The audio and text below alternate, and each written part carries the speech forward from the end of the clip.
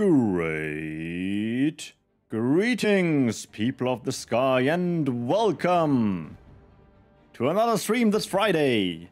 It's an event stream, but I'm not alone. I have a co-host here. Welcome. Hello. Hello. Oh, I think I have to adjust your audio. Can you keep on talking for a second? Yeah, sure. So, first, I will talk about how I got the idea of this event. And actually, it was your event, Ultralord. The one where we had to play on the wagon map. I forgot its name for sure, because I'm quite nervous right now. And where we had to build all the orbs and the power wells, which needed a lot of power on a standard map. And actually, my most struggle was not playing the map fast enough, but getting enough power to build all the power wells and orbs without building power wells and then just instantly destroying them to refund the energy.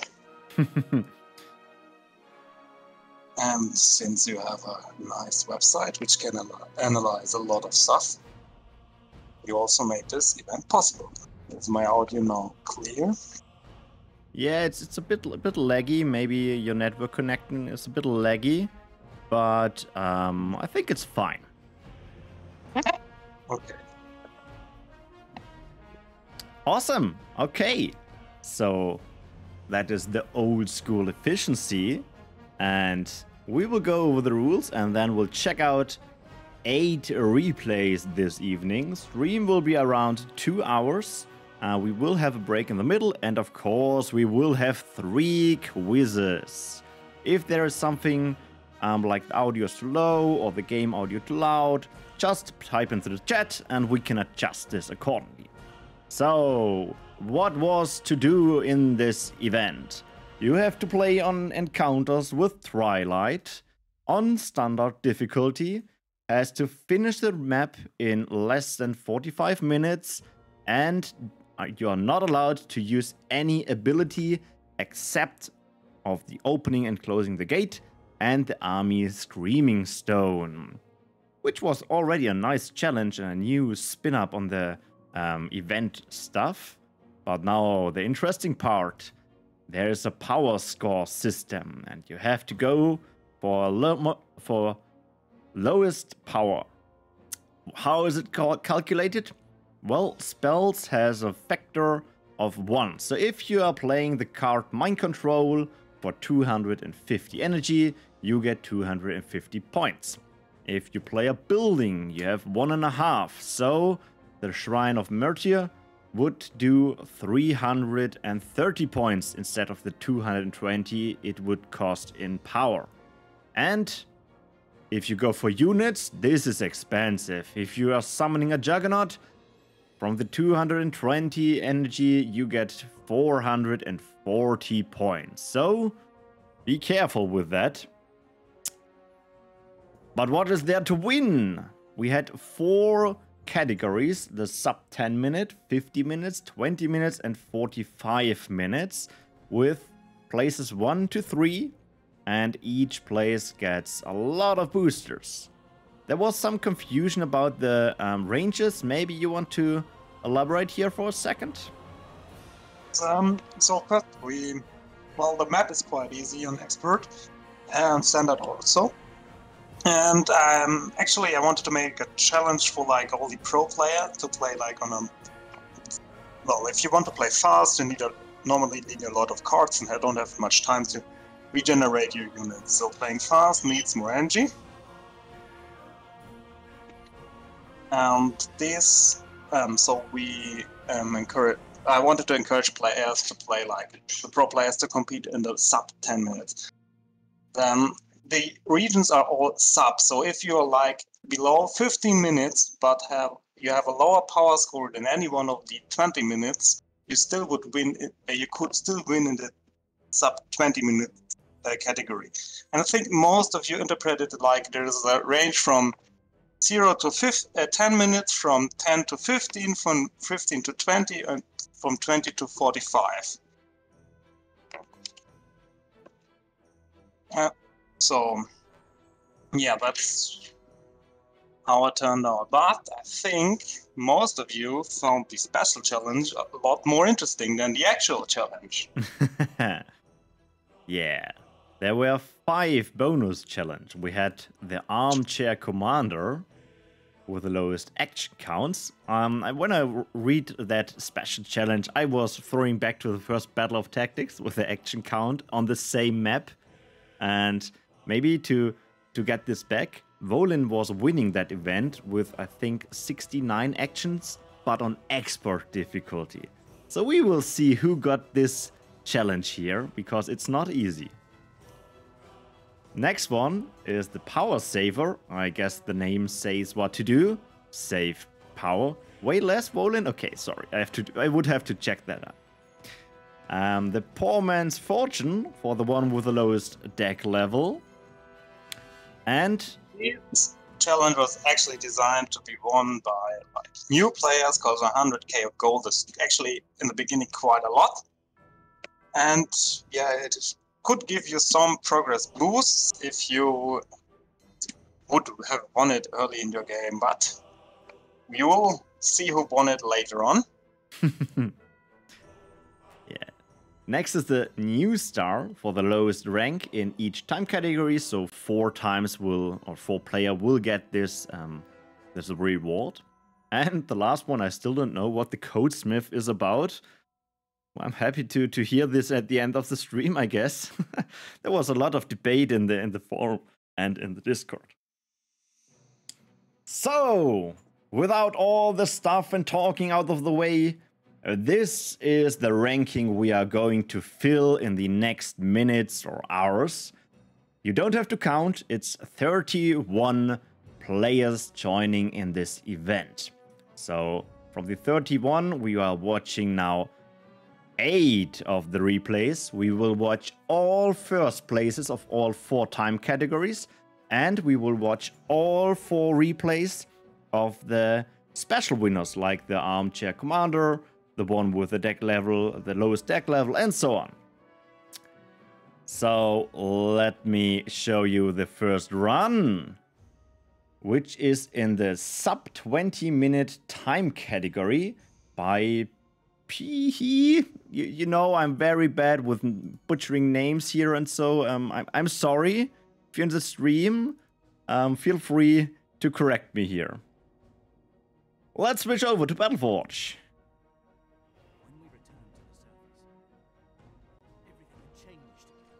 Okay, welcome on Encounters with Twilight with standard difficulty.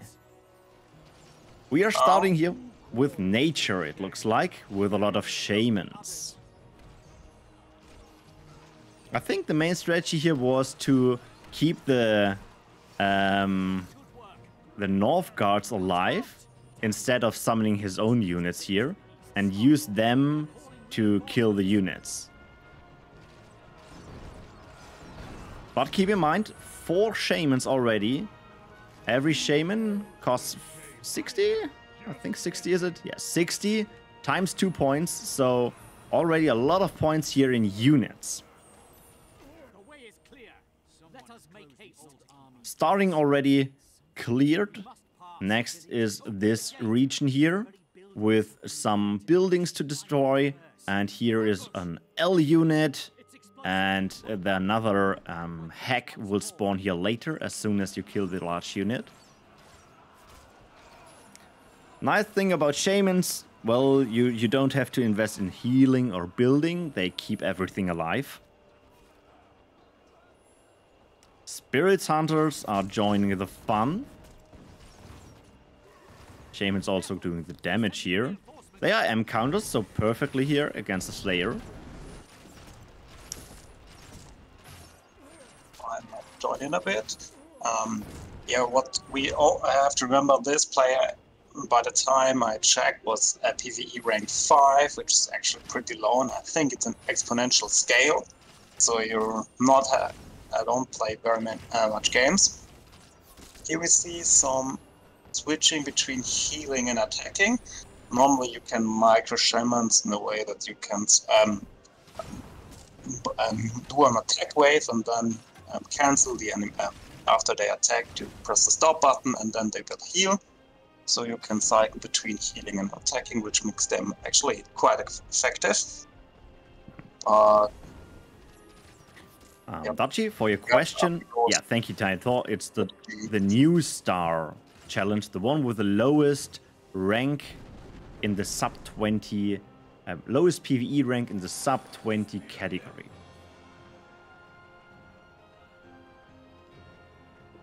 I don't want to interrupt you. Yeah, I didn't saw the chat, but now I know where it is.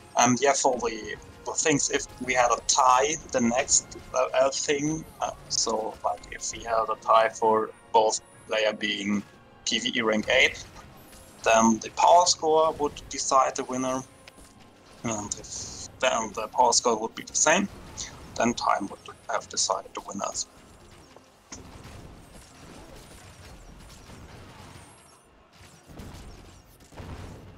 So base is cleaning up. He is taking the power wells here. The spearmans are chilling their life here at the top. So yeah, you see it's not optimized. And Dachi, for the question, it's not in a special order. We are going and fill the rank from the lowest power score to the highest power score. It's not directly tied to the new stars. They are randomly split over the whole ranking. Next we have the Hammerfall Carfax.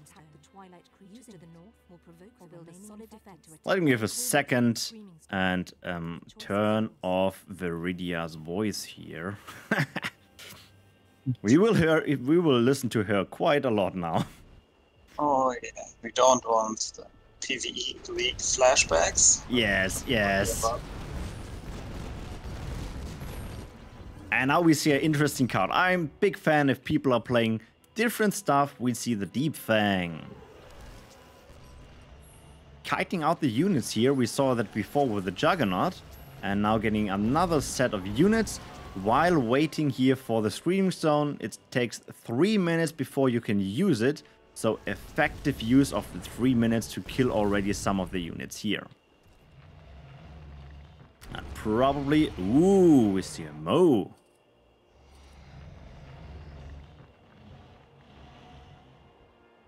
And the Screaming Stone is used. The units are now, or the rest of the units, will now come and try to get through that defense here.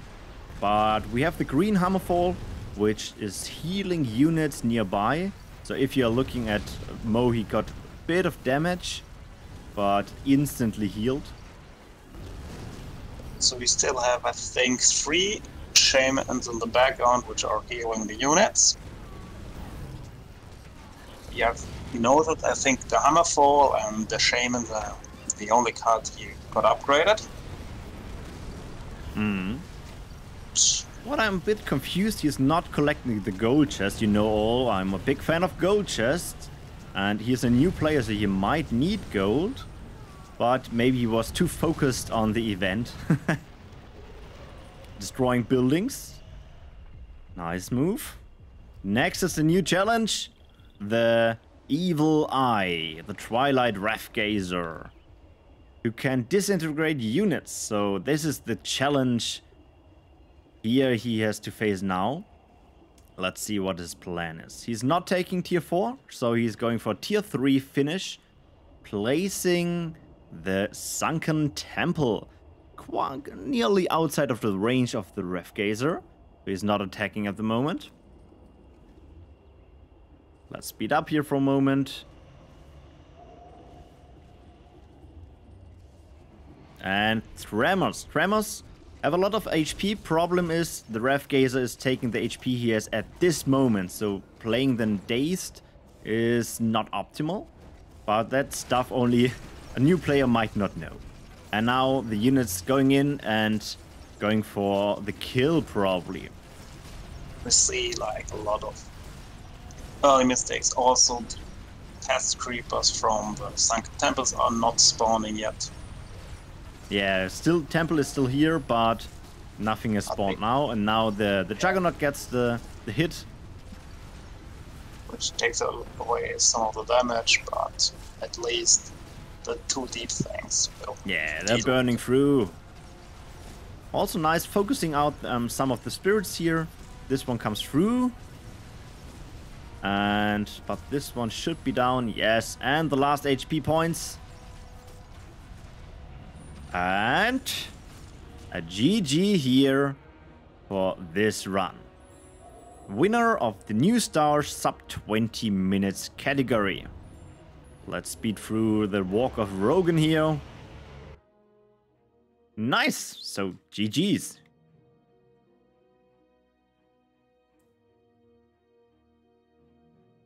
Oh, I saw something in the chat. The unupgraded Sunken Temple is not working. Is not working? Oh, I didn't know that. Me too. Huh. That's an interesting well, information. Something for bug report. Let's have a look at the ranking. So, we are starting at the bottom of the ranking and going to the top. And here is PG, PHG, with a New Star sub 20 minute run. So, congratulations to you and to the other players in the ranking. Let's jump over to the next run. Yeah, he owned me. That's right. And Wanky too. Next run is the New Star of the sub 15 minute 50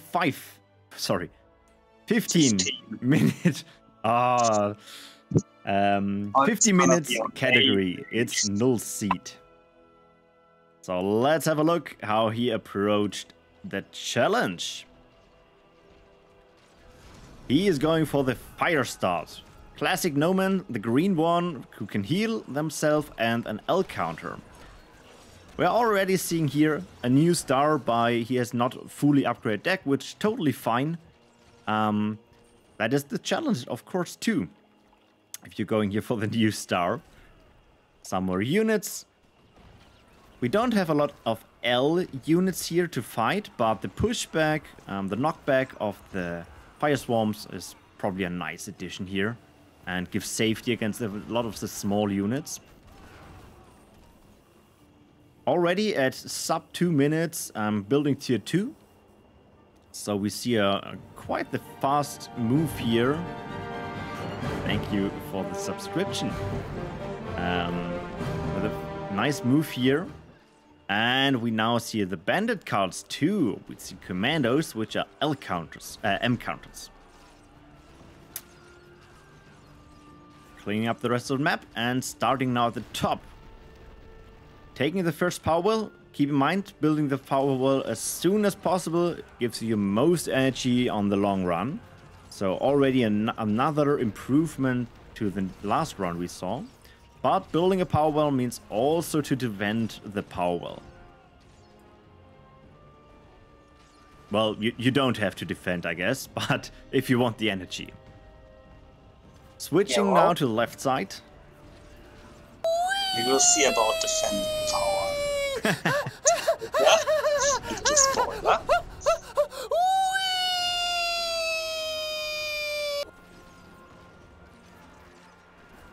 So, cleaning up the rest, another power well. Healing up again, let's speed here a bit. And now only the L unit is left and the hack will spawn soon. Micromanaging the nomads here, so it's not his first game with nomads, that's for sure.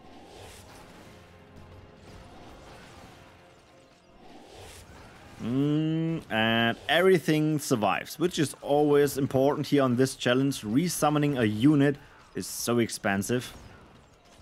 Last buildings to destroy. Okay, and now he's probably getting his tier 3. Yes, we go for another fire orb. Mounting the defense.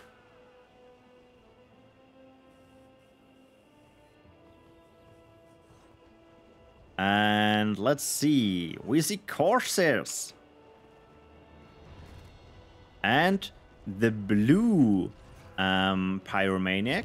The difference between the blue and the red one. The red one has the rage effect, so It deals more damage the longer it attacks, and the blue one can attack flying one units. is a bit different. The units take more damage the longer they burn, which is, I don't know if it's similar to Rage or a bit different calculated, but like the unit, it is not affected by the damage cap.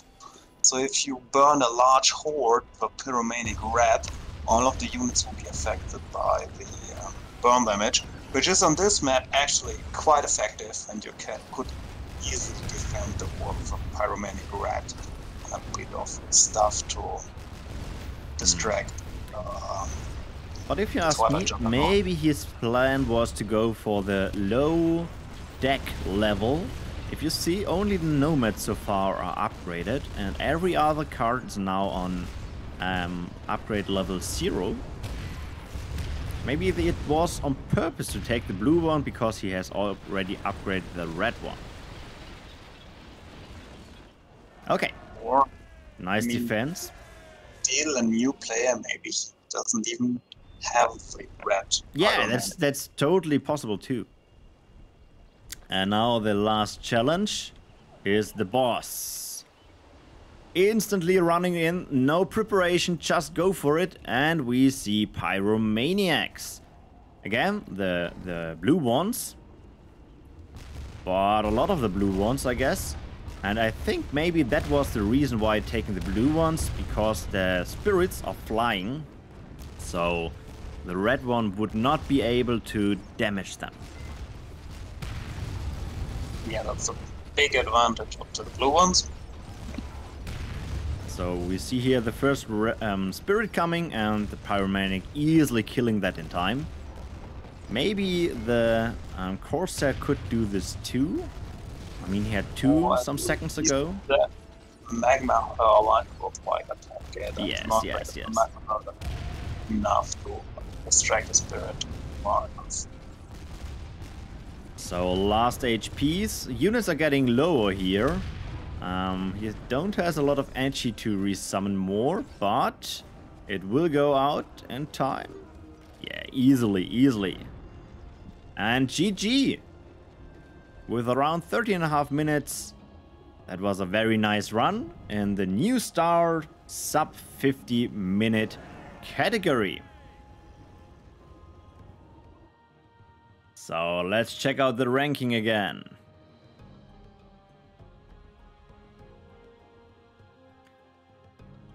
Whoop. We have some more additions here. Yeah, sub 20 and the sub 50 new star. Let's change it up and have a look at the Armchair Commander. That was the replay with the lowest action count. So we will see here some insane management about clicking, not summoning stuff, only doing what's really necessary.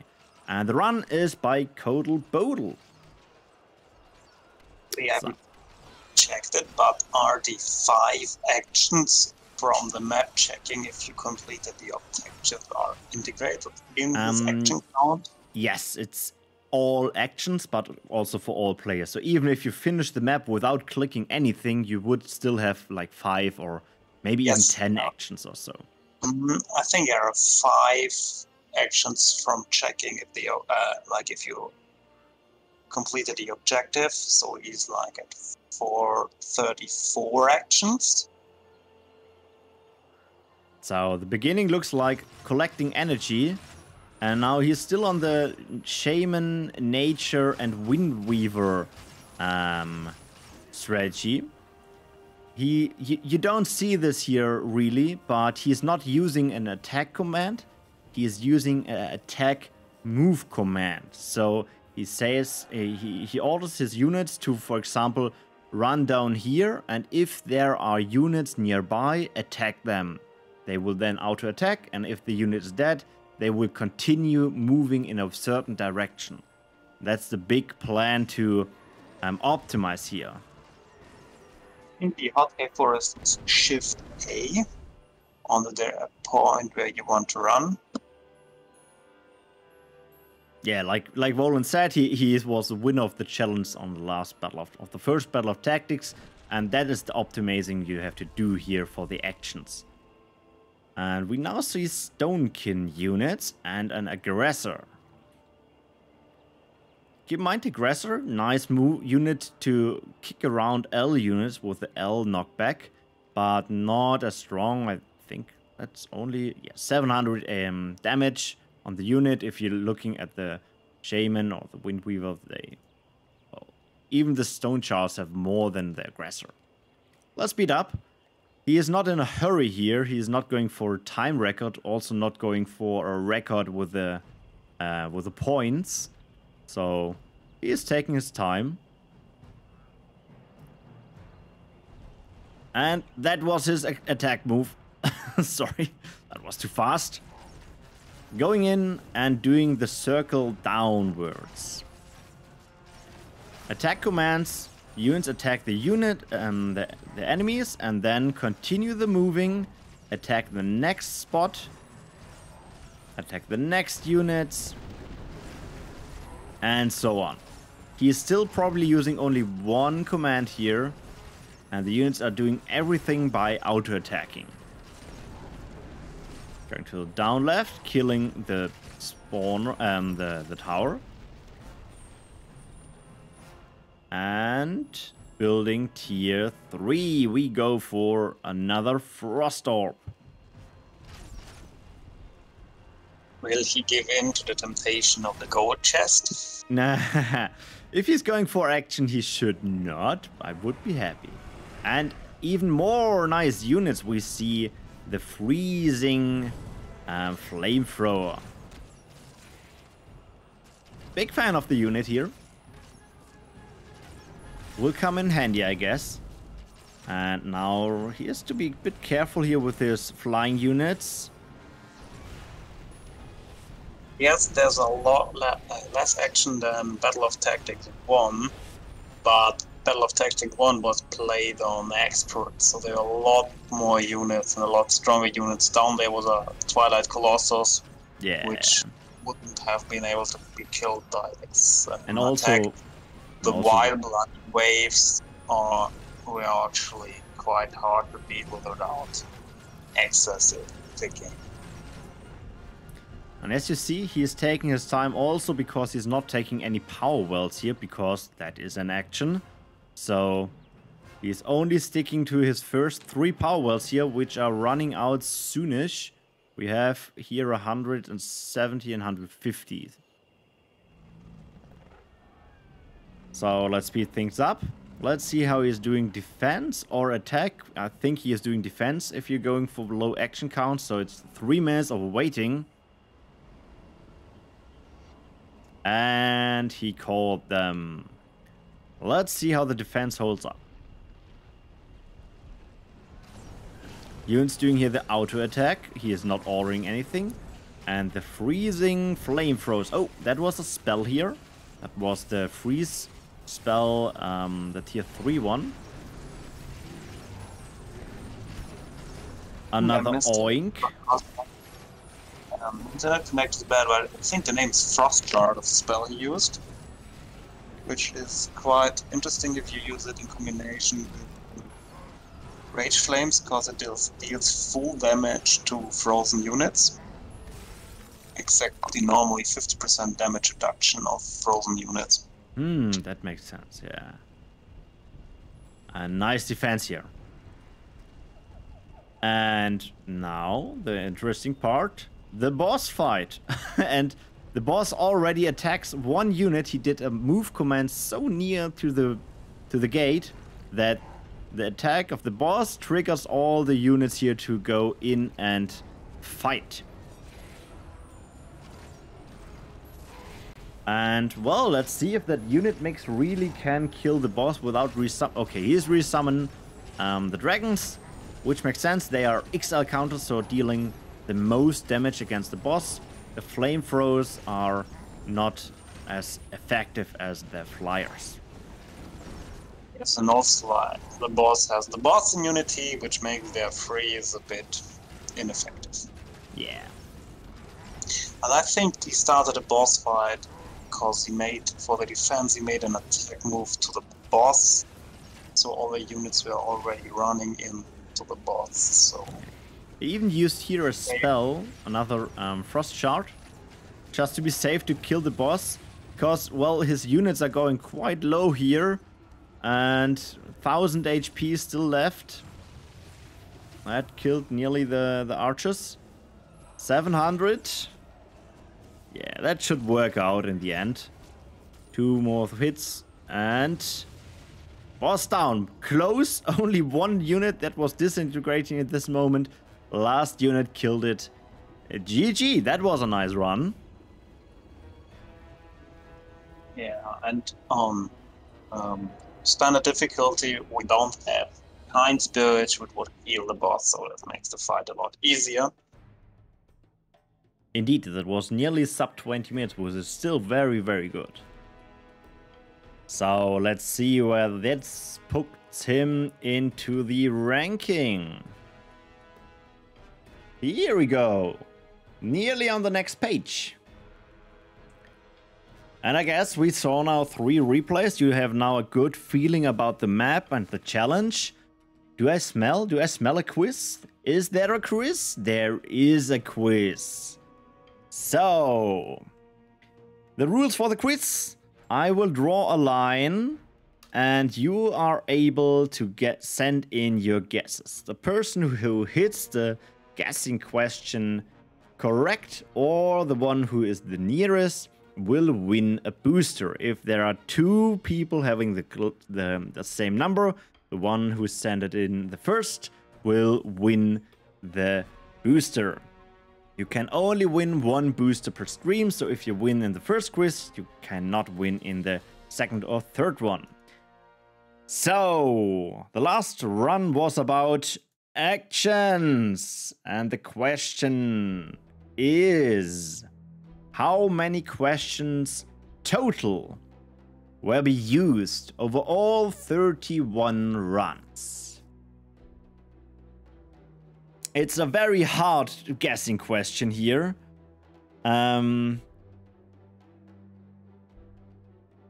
You could go for like low action count, like here that run, for like sub 100.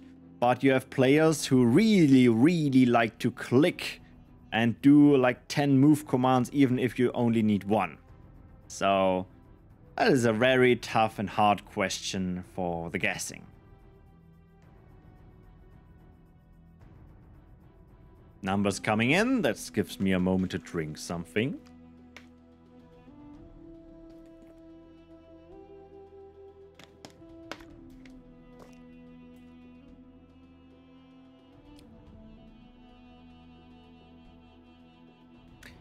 Okay, I think everyone has a chance to send in the guess.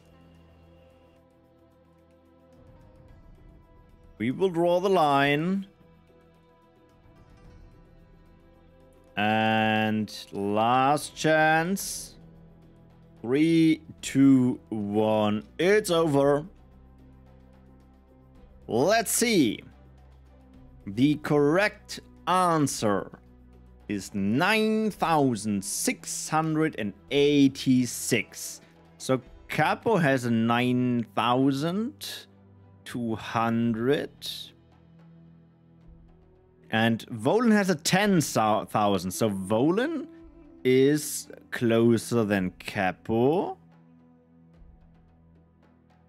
I think. I really had now to calculate, but in my head, 10,000 is nearer than the 9,219.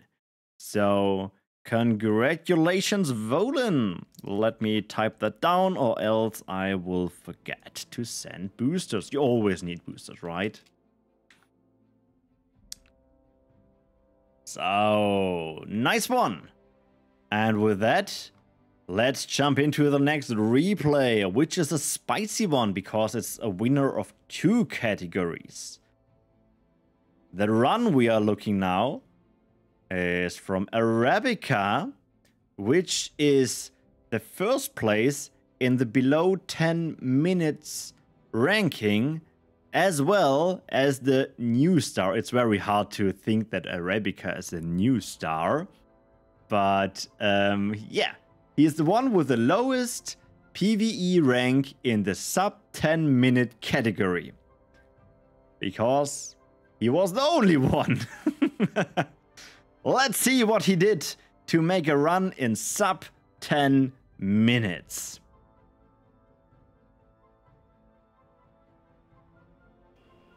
We are starting again on encounters with Twilight with fire, but with a new unit who needs the healing unit if you have strong units. Already nice management here. One going for the left, killing that unit. Mine to kill the wave, and the other one is killing the nearby units. We are at 40 seconds, taking the power well, and now killing the 2 units here. Units down at 1 minute and below 1 minute. So just for comparison, this point in time was done in 1 minute 50 before. So that was already a huge improvement just with the 2 units and insane micromanagement. He also used the mine spell to faster clear the wave. Yeah, he replaced that right in the beginning, triggering these units so they run into that region here, not even finishing tier 2. And now he has an awesome moment when he has all the units here at this spot to kill them. Summoning a third one of the Thunders, totally ignoring the units and going in to kill the first building. Yeah, Thunders are quite effective because they have siege. And also their ability would deal a lot of damage to the buildings, but I think it was so tempting to press the ability on not let spawners. Yeah, I think a lot of runs for a lot of players ended with the pressing of the ability and then realizing, oh god damn it, I am not allowed to do this. Oh yeah. So for me, I could say a lot of my test runs failed at that point. Yeah, Sandra not only a good siege unit, but also very strong with 1100 damage. So for tier 1, this is huge. Yeah, another mine. Uses to kill the units. The spawner will trigger the next wave of units. The next one Sandra is here going quite low on HP. And playing here the bandit minefield in the meantime. Spawning here the mine that the hack will be killed with a mine. All Sunderers quite low on HP, but totally fine. Everything is dead. Only 2 units and 1 spawner, 3 units and 1 spawner. Playing even a mine to kill them even faster. And building is down. 3 Sunderer, all power wells, no, 2 power wells were taken. Now probably going for the tier 3. No, take another power well. Taking a power well, totally fine. Power wells paying off at 3 minutes. So if you are looking at the clock, we are below 5 minutes now. Will be fine if you go for sub 10. Waiting for tier 3. Let's keep an eye on the Screaming Stone. Ah, okay. We see Necroplaster for defense and Furnish of Flash for Void Return. It was the only way for Void Return because every other Void Return would require to use an ability. Screaming Stone has been used. But you could still use Shrine of Magiry, which has a passive effect as soon as it is built. Here we have Frenetic. And in fact, classic double shadow combination. Rogan is not deciding to help. And looks like everything is down. Last spell here to kill the flying units because he had nothing there to kill flyers. And now it's getting interesting. dealt with them, because that can attack flying unit, but playing the Soul Shatter and self-killing all the Night Crawlers was a bit faster. And I mean, the time we have to go to kill the boss. And here we have now an interesting strategy. He's playing the Befallen's Curse on his own unit. So the boss cannot use his ability on this unit. Then giving a command to stay there, playing the first Hour of Corruption, spawning an Easter egg, which is tier 2, using Offering, which resets the Aura of Corruption, and he now can use another Aura of Corruption, double now, playing the red, of course, promo Snapchars, getting the hit on the boss, with now taking more damage, and now playing the first spell, which is the Soul Shatter. Soul Shattering. And then the Bandit Tornado. And third one, he's low on energy. Ooh, that was an infect now with only 15 energy left and 500 HP. So the last hit will go to the Snapchars, killing the boss in like 30 seconds with 2 Hour of Corruptions. That was an insane strategy, even to figure out that you can use the Shadow spell on your own unit to negate the effect of the use of the boss disintegration. That was the word. So congratulations for the win of the below 10 a minute mark ranking and the new star of the below 10 minutes. Arabika, our new star. Yeah, the new star is quite a joke, but the run is still very, very impressive. Yeah, that was insane run. Okay. Would have loved to have more competition for the sub 10, because I wasn't able to come close to it in my test runs. So I set out time quite aggressively to encourage player to try a lot of stuff out. And then, I mean, playing sub 10 and still trying to optimize your power score is a lot of strategy required. Yeah, and if you see this, was really effective. And if you're looking at his power score with 2,500, it's not that bad even. It's quite the good strategy for low power score, because he is using only like 4 Sunderas. Yeah, 4 Sunderas, 1 Snapchar, and 1 Easter egg. The rest was all spells and 2 buildings. So it's quite even the effective strategy for good power score. Okay, and with that we are at the halftime of the replays, which means we are doing a short break. So give your body a good stretch and get something to drink, get something to eat, and we will see each other in like 5 minutes. Yeah. See you soon.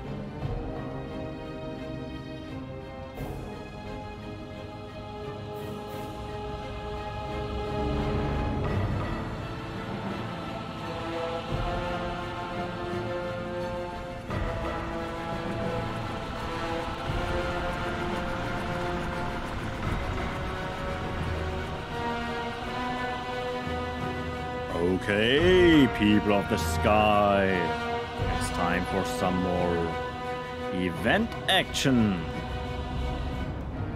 I hope you're ready. We are closing in on the last 4 replays of the stream. I hope you get something to drink. Now it's getting more exciting and more.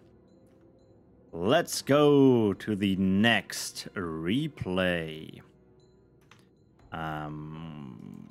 Whoops, I have to click on the right button.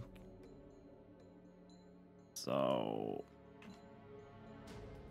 next replay is the new star in the sub 45 minutes. It's BFMaverick. Let's look how he approached his run. Leftover chocolate cake. You are my man, my girl. I also took some chocolate. You can never have enough chocolate.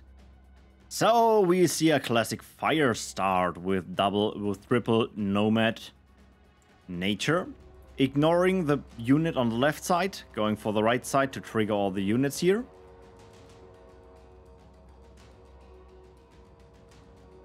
And now turning back. Rogan is a strong man. Rogan can handle the boss there, or the L unit. And with the M counter, killing the rest of the units here. 1 minute and 10 seconds, building tier 2 with another fire orb, double fire start. Very nice. Ignoring the units here, going directly for the building here. Killing the unit first and then the tower. Bit micromanagement here. Take the gold chest. Always good to take the gold chest. You can never have enough gold. And taking tier 3. First one who's taking tier 3 before clearing the rest of the camp. Here on the stream. Which gives you more tools to kill the units here. So he's going for another fire orb and summoning magma hurlers. Good pick. With a knockback against the medium and small units. And the right counter against the L unit over there. Kiting out the units. Building a power well. This category is the new star sub 45 minutes. So, Magma Hurler is also a quite strong card, and indeed. Like the damage you get per energy is, I think, one of the highest of all tier 3 cards. Yeah, with nearly 2,000 damage. At least from the ranged ones. New units. Keep in mind, until now he only played 3 units. No spells, no buildings. Another power well.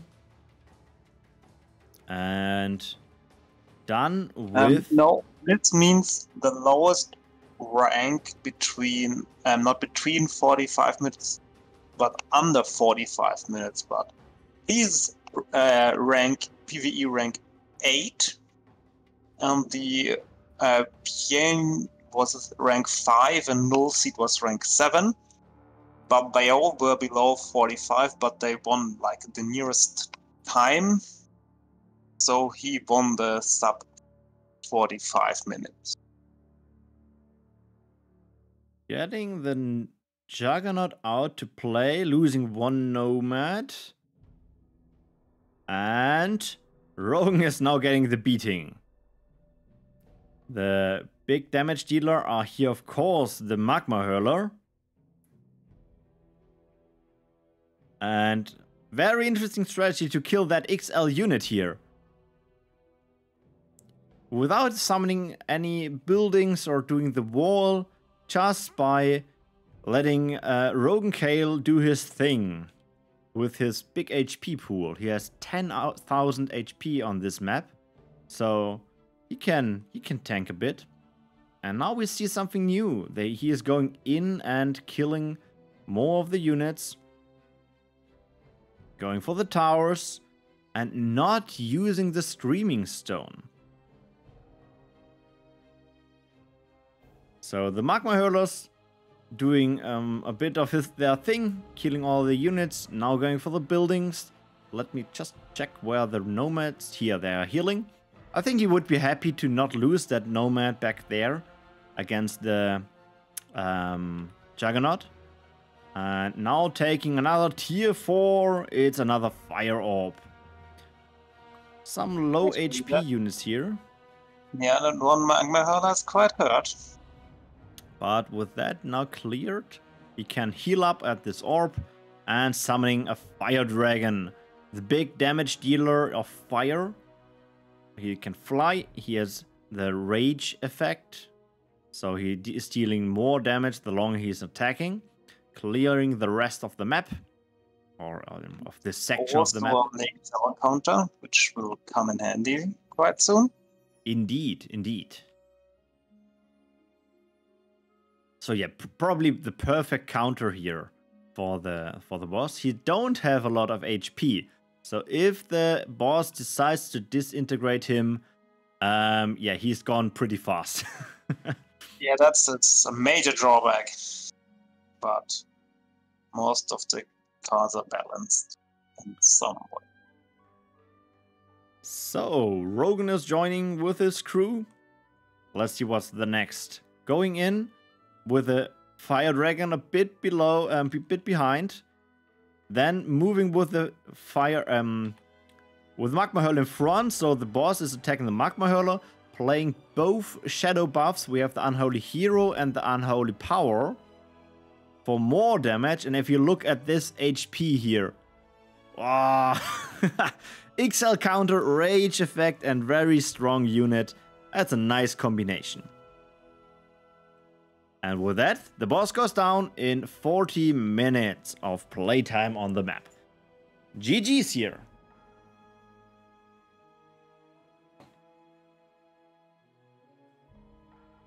And Rogan finishes his run. Nice. So, let's jump back to the ranking.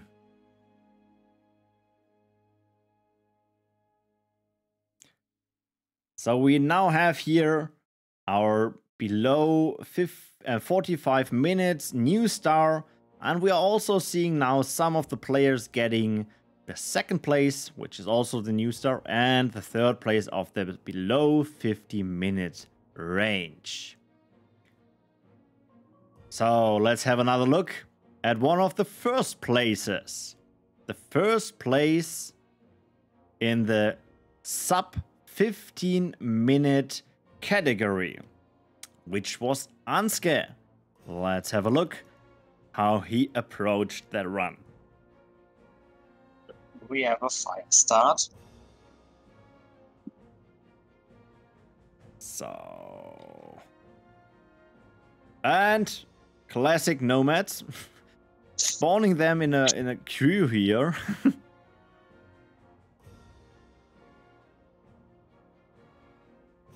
Killing the first unit, taking the power, yes, and then the rest here. Not using a mine, he's going probably more for the lower power energy points. And not investing in the spell here. And that one unit. Rest of the M units taking tier 2 with a shadow up. So we have a bandit deck here. Let's see what the next strategy is. Shadow Phoenix. Okay. Oh. A lot of units, but he has to kill them, of course. He don't have the abilities like Shrine, Embalmer Shrine, yeah. So he has to carefully calculate it in which moment to crash dive here. But of course, unbound units are always nice. And yeah, that is enough corpses to get that one back. So, unbound unit, still expensive unit. With 100 energy cost means 200 points here. playing now a tower here. It's the frost one, the one with the frost time vortex, the one with the lower void pool, the fastest shooting. But has to be careful. Yeah, they are taking the nomads currently. Yeah, the Phoenix comes to help. Oh, will it be enough? Yes, come back. Okay, taking the attention of the camp here, so the tower can help to kill the units. The Phoenix coming in for another dive. Of course he is coming back. Very nice. Yeah, the big L unit has a lot of HP, so he can get their corpses. Nearly 2,000 HP. I think 1,850, but it's already dead. We can't check it anymore. Yeah. And now he has to be careful with the Twilight Crawlers, because they have 50% damage reduction from range and magic attacks, which the Crash Dive over Shadow Phoenix is. So, next, more power wells. The Phoenix is now in the back. Now coming to the front. Destroying the rest of the units and the buildings. More power wells.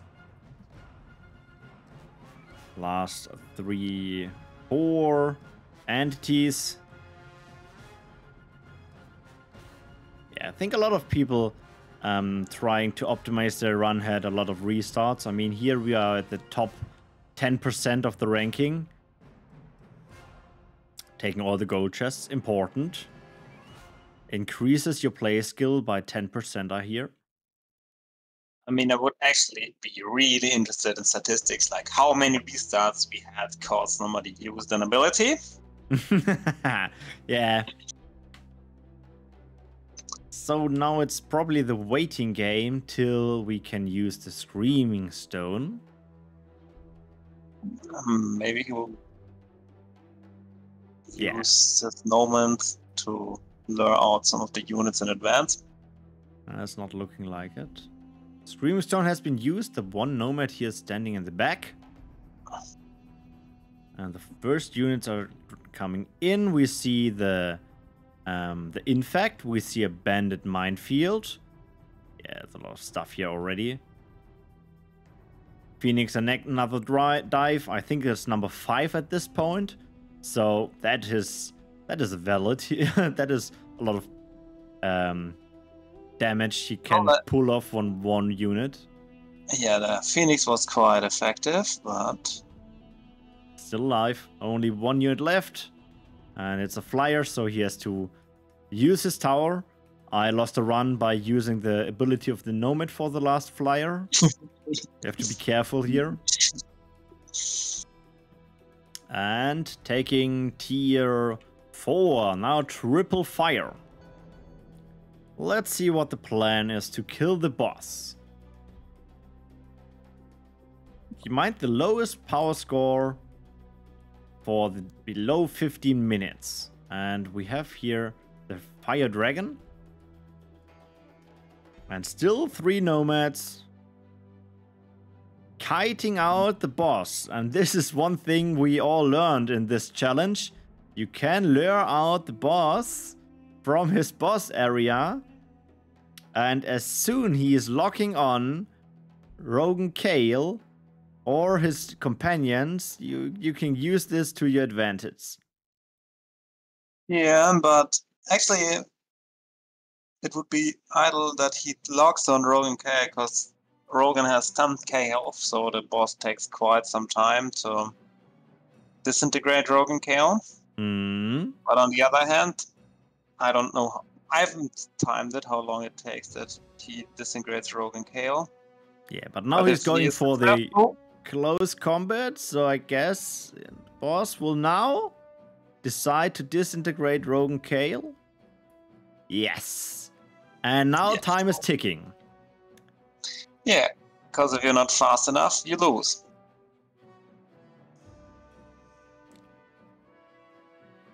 So yeah, you see Rogan Kale is getting more transparent with the time, and I think you said he's also shrinking a bit. Yes, but like in the end he will shrink a bit, and if you see that he's getting smaller, then you should be fast, because time then is ticking. But Rogan's already quite tiny. Yeah, and with that, the boss, is killed by a fire dragon again. And yeah, without any buffs, but with the abuse of Rogan Kale's HP pool. GG, Anske, that was a very interesting run and a nice strategy.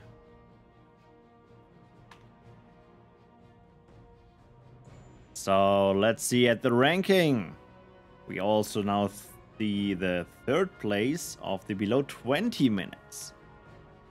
So we saw some replays, we had a break, we saw some more replays. I think it is time for another quiz. People, are you ready for a quiz? So let me prepare my quiz line. Everyone is allowed to join. Volin, you are also allowed to join, but you won't win a booster because you already won one. So, a strong attack is always the best defense, and the best defense is the strong attack. And so you know the drill. You know that saying. And the question: how many people used that screening stone? So keep in mind, we have 31 players, and I want to know from you how many of them used that screaming stone. Seeing already some numbers here. Okay. Getting in more. Keep in mind, only one number per person, and the one who is going first will get the point here. Volin goes for a very, very educated guess. Yeah, of course.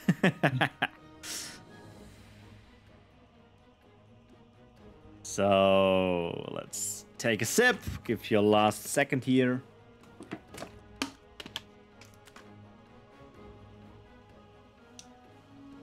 Okay. And time is over in 3, 2, 1. It's over. Let's have a look. The correct answer is 21. So, do we have a 21 perfect flat? I don't think I saw one. What do we have, a 20? Yes, we have a 20 from Philip Max. Yeah, looks like the 20 from Philip. 22 from Pierakor. Yeah, but he was the first one. And for the closest and first one in this regard. So, I guess this looks like a winner here. So, can you send me your in-game name in the Twitch chat so I can note that down, and you will receive a booster. Congratulations. Whoop. Saved. Nice. Okay. Time for another challenge. We saw the first places now in the different time categories. So now it's the challenge for the Poor Man's Fortune by Kapo. It's interesting because the plan was for that challenge to... where's my replay? Where's my replay? Give me a second. The plan was to give new players something to win and have great effort, because if you have, I don't know how much gold you have, Kapo, maybe 5 million, maybe 10 million, I don't know, and I also maybe don't want to know it. So give me a short second here. But to be honest, you were not the only one, and I think these 100k gold were quite interesting prize. because we have a lot of players trying to win it. I mean, you will see later on the replay, so I will upload all of them in the forum, that we have 2 guys playing with a tutorial deck, 1 guy who's playing a single unit. Can guess who it was? So yeah, sadly I'm the replay is not the folder, so I have to pick it up. Give me a second here. I will quickly send it to you. Yeah, I'm pretty sure I rewatched that. Okay, I have it. I have it. So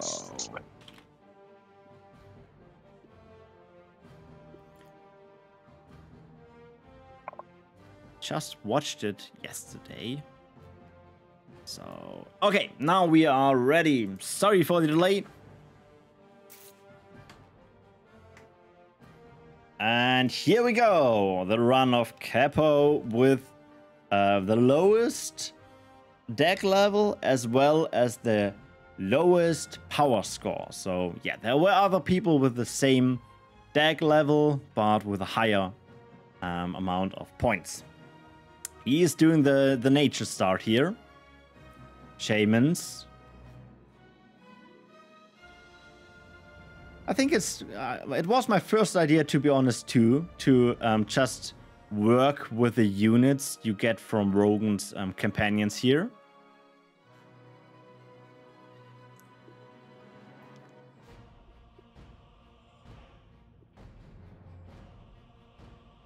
And we're going for fire. Twilight deck. Still only using the shamans here. And letting Rogan's friends do the working. Next is the Spawner. If you're attacking it with the ranged units, the Slayer. Called Slayer? Why are Slayers? Slaver. Sorry. Slaver will come, and now it's a bit of micromanagement here to keep your shamans alive and deal damage, or kite the units to Rogan and his friends. Oh. But he decided to turn around. So let's turn up the speed here for a second. Another run for the building. And going back to safety. And yeah, they are M counters, so not a bad pick. But you have to be careful here. One more volley. And he's down. And onto the tower. Has to be careful. Always keep in mind to heal your units here. And tier 3 time. No tier 2 was used in this replay. And tier 3, the dragons. Interesting. It's not the upgraded one. it's not the promo one. For your question, time was the third decider. So he was deck level first, then power score, and later on time. And Kapo had a lower power score, so he won that one, yeah. And a lot of people. I mean, yeah, if you remove all the upgrades from your deck, you will always get deck level 0. Yeah. I didn't expect people to do that on purpose. Yeah, you always, with every event, you learn something about the community and what they will do to win something. But why this challenge? I mean, there were a lot other challenges to win. I personally think it's a very interesting challenge. If it was not that expensive, because I think Kapo, if you're reapplying all your upgrades from the 100,000 gold, you probably only would have like 20 left or so. Yeah, if it would be easy to play a 0 deck, I would use that on other challenges too.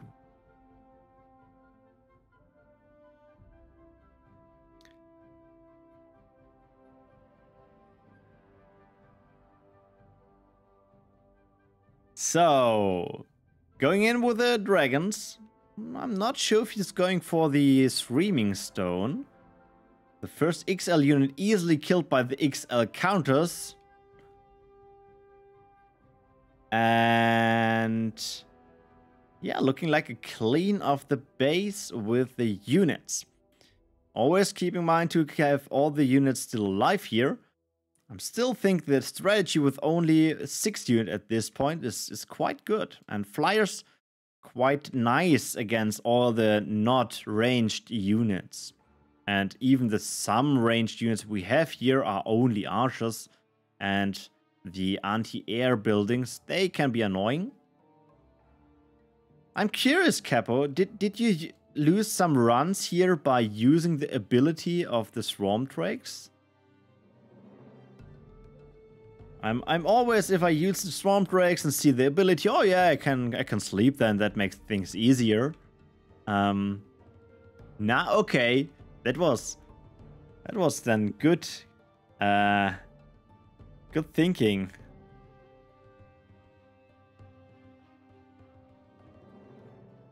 Micro is horrible. Yeah. There are a lot of the anti-air buildings which shred through the units here. But last units are going down, only one building left, and now we see here a building. We see the artillery. Let's see what the deal is with that unit.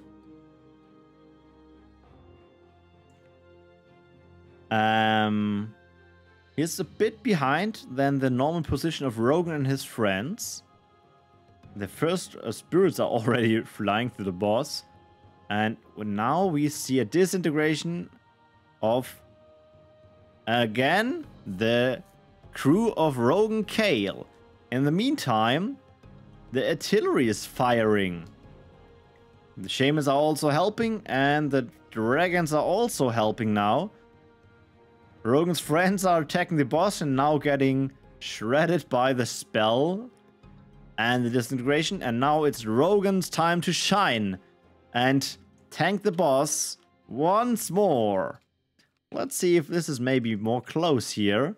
But yeah, the artillery is dealing a lot of damage. 4,900 damage. Yeah, that's big damage. Another funny thing about artillery, on experts, the mob boss can't move, and he has only 50 meters of range. So you can place a few artilleries around him, and that will easily kill him without the boss being able to disintegrate your artillery. Yeah, also here the spell, you see, the spell is not circled around the boss, the spell is circled around the arena, so also works for the fire explosion and the healing. So yeah, GG, very nice strategy here with the artillery and the abuse of Rogan Kale. Congratulations for winning the poor man's fortune.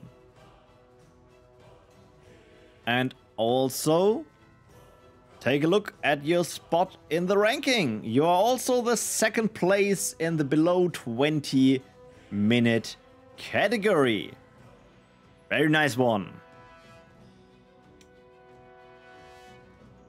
The next replay we have prepared is, let me switch, is the winner of the Power Saver achievement, as well as the winner in the below 45 minute category. So let's start the replay. Oh, there is someone in the chat.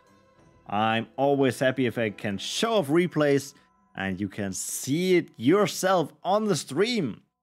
So let's see what we have here. A Frost Mage start. Keep in mind, the Power Saver achievement goes about power, not the score. So this is like the power spent and without the multipliers. Yes, so we are not talking about here with the Frost Mage. We're only counting here the 60 and not the 120. And Frost Mage, to be honest, why haven't we seen Frost Mage even earlier? Because there are so many small units here you can kick around with her. And yeah, kiting a bit around the units, and we now see a bandit sniper here. So in the meantime, he switched his orb to get the fire one, got the bandit sniper, now switching back to frost. Let's see why he really want to have that sniper. He's kind of cheap with 60. Maybe that was the deal. Maybe you can tell us here in the chat why the bandit sniper. Yeah, like I said, a lot of the small units getting kicked around here. M counter, great damage dealer. Okay. Oh yeah, the lifesteal of a bandit unit. Yeah.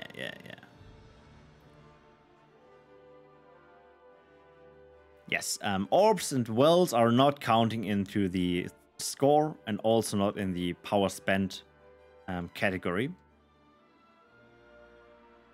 It's only about playing out cards.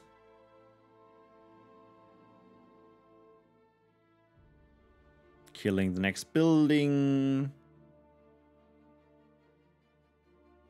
And for the tower. And yeah, the lifesteals. Now that I see the healing of the unit, that's quite a good idea, yeah.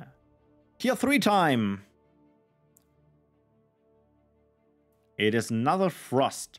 So at this point we are at double frost and one shadow orb. And now we see one of the Sky Elf. It's the Sky Elf Sage, which is XL counter and can attack flying units as well as ground units. And with 1600 damage, she's also quite strong. Okay, going on to the next spawner and killing the units.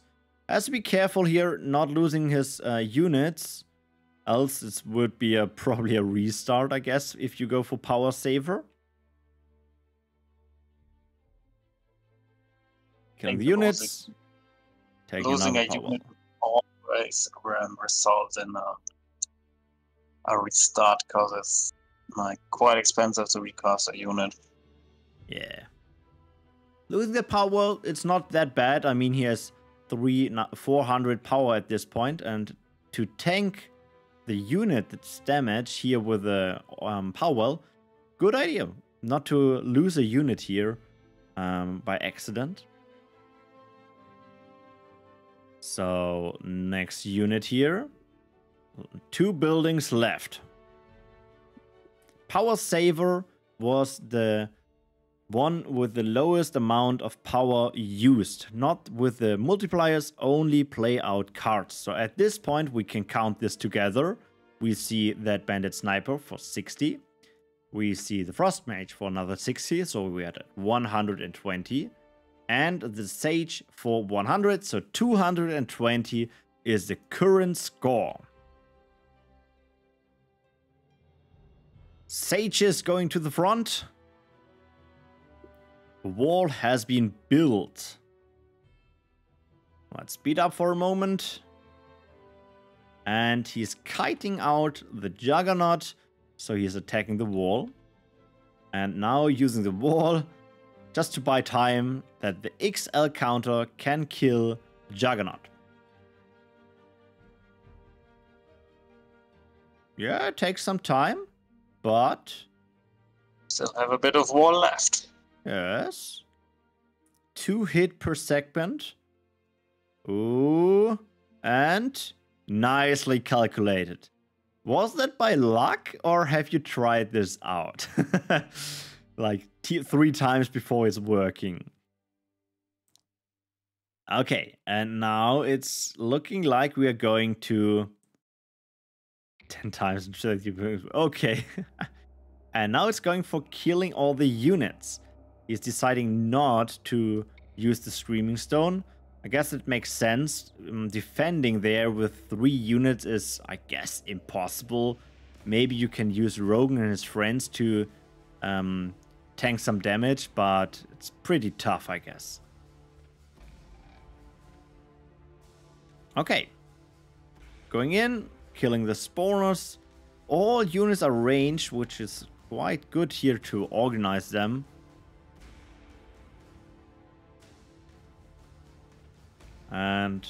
But he has to be careful without any healing here. Yeah, he has to go back, do a healing break, and return to do some damage. And yeah, flying units here on this map, you see everyone is just standing around. There are only 3 archers there. And of course, archers are small units, so the pushback of the knockback of the Frost Mage is quite helpful. Also, the Sky is a tier 3 unit, so it should be easily deal with tier 1 Twilight archers.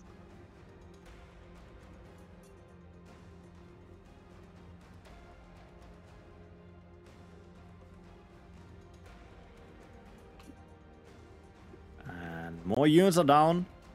I think you're at the half point here.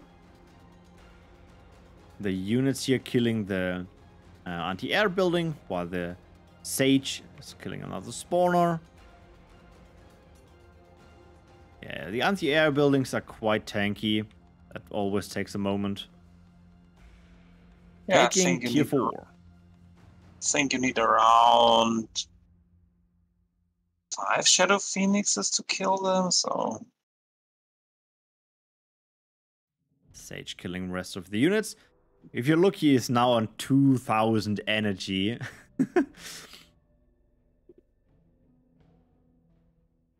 Yeah, rest is done on the right side by the Sage. And these 2 units are dealing with the rest on the left side. And he collected the gold chest on the right side with a flying unit. And 2 buildings were played. And it's the Sunken Temple time. The green one. Triggering the rest of the units here. To be careful. And yeah, the small bugs are streaming in. Another power well. You don't need the power, but it's nice to have a spot to heal up again. And now at 25 minutes, he is preparing to kill a boss. And I think you all probably already know how the strategy will work with the small bugs.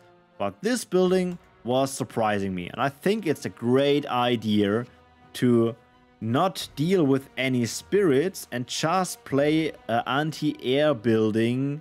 And you don't have to pay attention here. You can focus on the boss with your 3 remaining units. And as soon as there are new bugs arriving, he's telling them, go and kill the boss. It is not fast, but power-wise, pretty effective.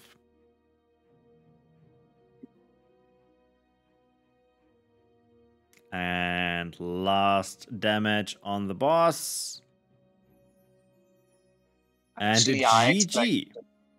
I expected more players to play Sunken Temple because it generates 3 units for only 165 energy bound. But people decided to use other strategies, and you were discussing to ban this building, but we decided to do as little bans as possible. Yeah. Also, the ability ban was quite strong. Yeah, it was huge. I mean, a lot of cards are just useless per se. So, GG's and welcome to the leaderboard. You're also the place number 2 overall on power score.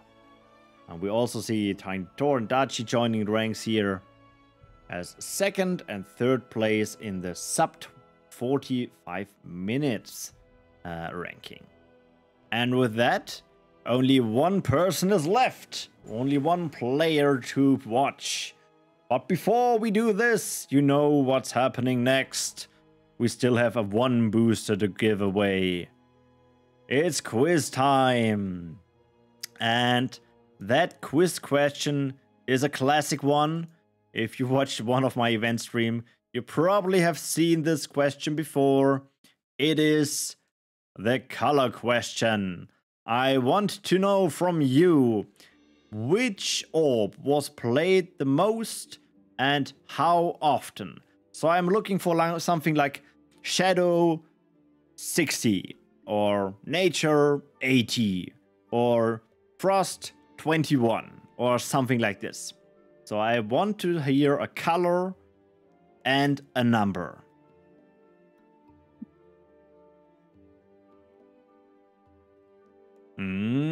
Yeah, Flipmax, you already won a booster, so you won't get that booster, but you're allowed to play again. So, but you have to send in the number 2. Nice, Anske and pierakor, you have the same one. You can resend something, pierakor. So if you have the doubles behind each other, you can resend one. Oh, a nice fire number. Yeah, looking good. Numbers coming in. Let me have a sip here. Yeah, we saw a lot of Shaman stars and a lot of Nomad stars, which are actually That's true. one of the strongest healing units on tier 1. We have not seen a Shadow Star here on the stream. That's correct. So maybe this is Shadow is the hidden winner here. Who knows? You maybe know. Okay. Let's draw the line. Quiz ends in 3, 2, 1. It's over. Let's look at the numbers. And the 4 colors, the 4 orbs you can choose. The most chosen one was, of course, fire, with 39 picks. Let me scroll up again and see if I find a 39. We have a 39, sorry. 45. I think the 45 there, right? Yeah. So, yes, that's the correct one. So, can you send me in your in-game name so I can note that down? Oh, yeah, okay. Awesome. Let me note that down and you will get a booster. Okay. So, only one player is missing on the leaderboard. Last replay to be watched. It's actually replay number 9 because I missed Kapo's one. So, we will now watch at the player with the overall lowest point score, which is Bonobobobo. Bo. Sorry. Let's jump over to Battleforge and look at his run. So lowest energy score. We are looking at a low amount of cards played, but the played cards are also low in energy probably, and maybe not going for a lot of units, but deciding for spells and buildings probably. So let's see how he approaches it. With a nature where we start, the Werebeast can heal. So that's the big deal here. You don't have to heal them up during combat. They can combat forever, kind of. You just have to micro and move them away sometimes. Hiding away the units so you can build tier 2. Going back to help Rogan to speed this thing up. in the meantime getting attacked here tier 2, but the orb has a lot of HP, 3000. That takes a moment. Helping out with the Werebeast. Still 1 unit, no spell so far. And unit down. They are S countered, so against the M units that takes a moment. But I think they already pulled their weight. I mean, they only 65 power, so a power score of 130. Yeah, at this point, a lot of players had a lot of more stuff. I mean, the Nomad start is quite expensive if you compare it to only this 1 unit who can also heal himself. Yeah, and at the same point we saw, I think the second load was a Frost Mage and the Bandit Sniper. Yes.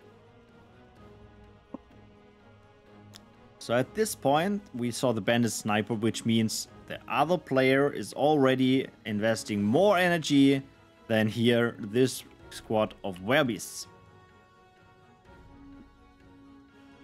Not fast fighter, but strong fighters. Has to be careful to not lose them.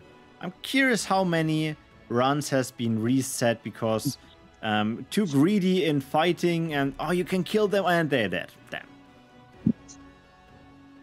Yeah. Power well has been taken. Taking this power well. Luring the units here to the power well.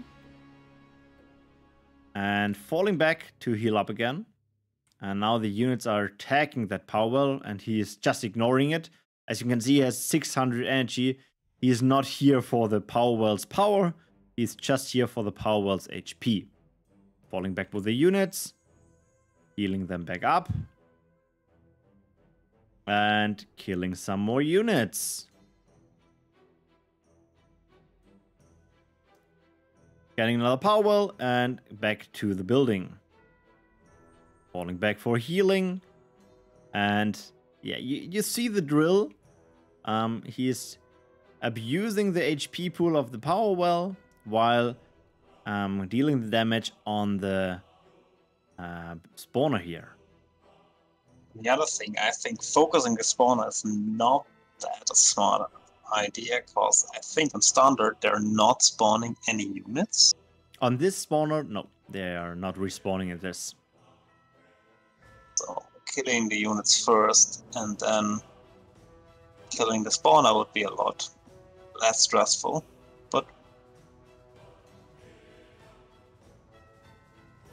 okay, rebuilding the power well, getting the unit near the power well, and going for the tower. We are 10 minutes already in and fighting with only 1 unit, taking now tier 3 with another nature orb. And now, that was an enlightenment into a evil eye. Now it's getting funky here. So, the evil eye, quite the good damage dealer over time. So you just need to damage long enough and his damage will stack up. yeah, the evil eye is similar to the fire dragon, which has a rage ability that deals more damage the longer it attacks. But in addition, every corpse, a unit killed by the evil eye has an explosion corpse. Which is so cool. Yeah. Yeah. Now it's just cleaning up here. And someone got a promo construct. Last building here. Last units. And the Werebeast is killing the last building down there.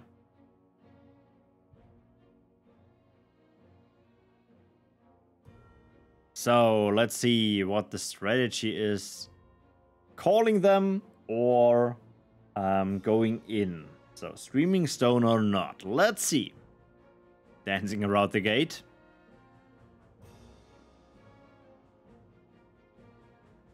Getting out the Juggernaut. Getting the wall. And yeah, the Juggernaut cannot attack the eye. And look at this damage stacking here. Holy crap. Yes. That was a fast kill. And yeah, against small S units or tier 1 units, it's even stronger. Explosions!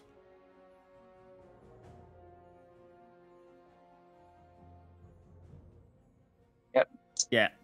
Yeah, you could go for Abomination, right? But if you keep in mind the range of the unit plus the explosions, look at this here.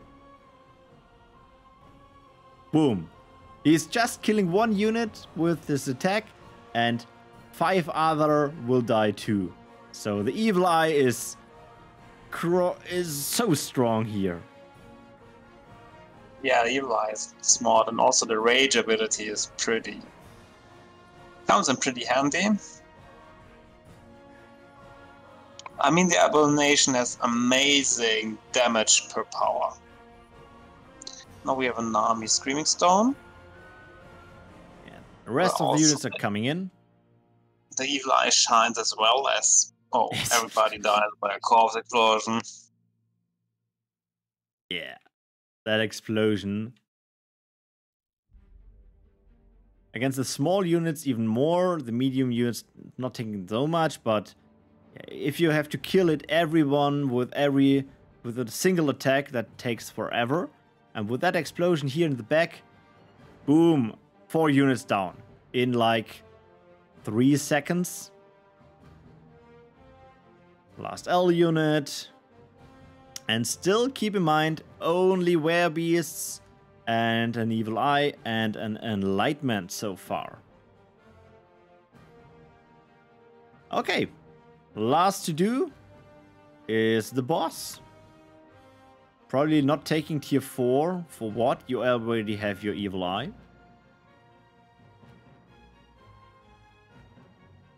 Waiting here for Rogan and his friends. And doing again the disintegrating here unit. His own. But now the Evil Eye is triggered by the rest of the crew of Rogan as well as Rogan. And now again the time is ticking. Evil Eye versus Evil Eye. I really enjoyed to watch. Yeah. 1 Evil Eye against 1 Evil Eye. Against a Rogan Kale's HP pool. If you look at the HP pool here of the Evil Eye, of the Twilight Wrathgazer to be correct, it's ticking now down like 400 every half second. That's pretty good. Can you zoom a bit on Rogan Kale? How is he going already? Can slow down here for a second, and it's quite hard to see if there is a Rogan K left, to be honest. To be honest, it is very little of Rogan left, I think. Yeah, I cannot see him. So it's very, very close, I think. 400.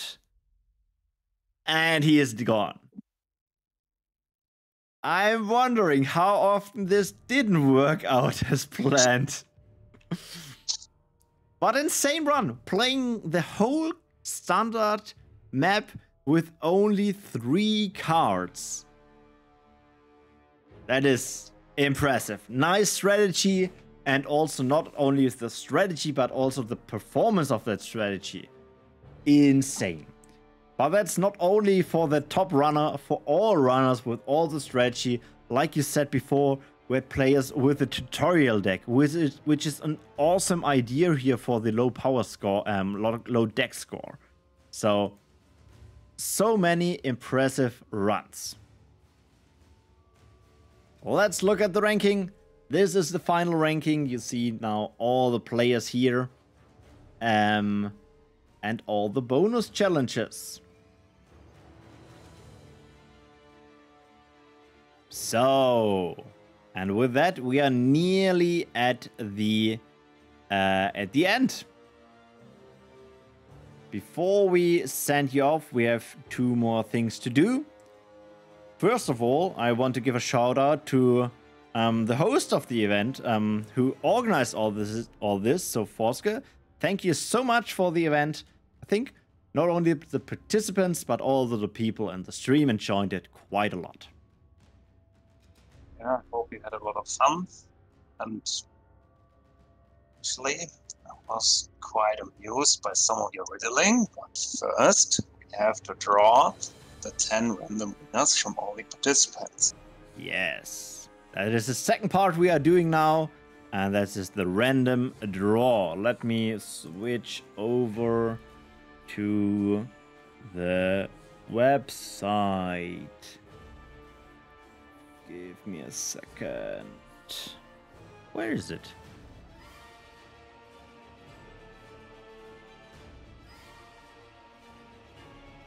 I prepared it, and now it's gone. Why? Why can't it not work?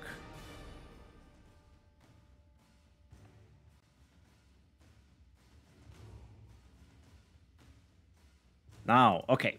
I found it. So, here you go. Welcome to the random draw. We are drawing 10 names out of the people who didn't won a booster in the event. So it's now your chance to win something. Let's spin the reel and open also a sheet so I can write them down. So first booster goes to Little Ducky. Remove, and second round.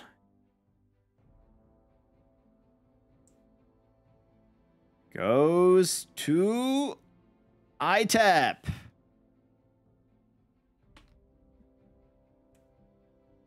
Booster number 3. Goes to Wanky. That was a close one. I mean, you deserve at least one booster to play all the map with Master Archers only. Not upgrade, totally worth it. So Creme Pops gets booster number 4.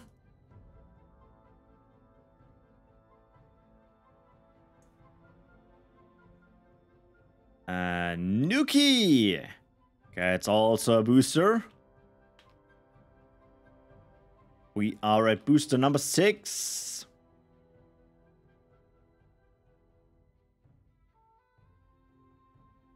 For Botty Sally. Booster number 7.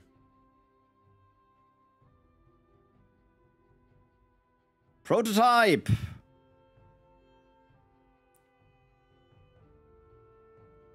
And the list of the participants and the ranking, I guess you post this in the forum, right? Yes, I post. Yes. I think I will upload all the replays in the forum, so... Rose getting a booster too. Only 2 left.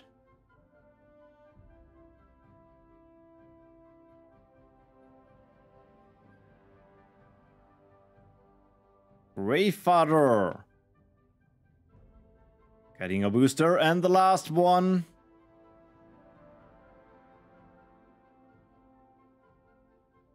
Zero Sugar. Congratulations to your 10 people. So this is quite funny, because Zero Sugar is the only guy who sent it in a replay, which he used an ability. But for the 10 players to win a booster, it didn't say that the runs they sent in had to be valid. And since he's the only one, I cast an eye on him. Okay, and with that, we are at the end of the stream. Before I send you off, I want to give a shout out also to the next event, which is the official PvE event number 9, which will start tomorrow. So if you are now hyped for some more PvE action, stay tuned and have a look at the forum. And you will see there a post, I guess, tomorrow. I'm not sure when, but tomorrow. And if you are interested in hosting your own event, like Vornskr or I, or Volin or Dutchy did before, and so many others, get in contact with our event organizers. They will be helping you to get this thing starting. And so we go for the last not announced thing, the Codesmith. Yeah, the Codesmith. Somebody did a lot of coding to make this event work. He made a website, he made some slides. He helped me a lot. And he has this beautiful stream. So yeah, this is my thank you for all the things you did for the stream. Actually, I did maybe 50% of the event because I don't know how long you coded your website and like informed me of all things unnecessary for and went for the event. So Codlbodl, thank you a lot. You're welcome. You made everything of this possible, to be honest. Without you, this event wouldn't have taken place. And I'm very grateful that you did all the stuff and especially automating the replays, because watching the replays per hand or writing down the numbers would have been impossible. So yeah, thank you a lot. And I'm a bit sorry for all the guys who riddled what this prize is and how to edit replay files with video editing. Oh, I was actually quite amused a lot. Yeah. Thank you for that one. Yeah. Yeah, thank you. You're welcome. And I would help everyone if you have any problems here. You can always ask the event team, but me too. I have to give a kick out here and Bonsai Lord. And yeah. With that, I send you all off to the weekend. Thank you for everyone who joined and who will watch the recording on YouTube. And yeah, have a wonderful weekend. See you. Bye.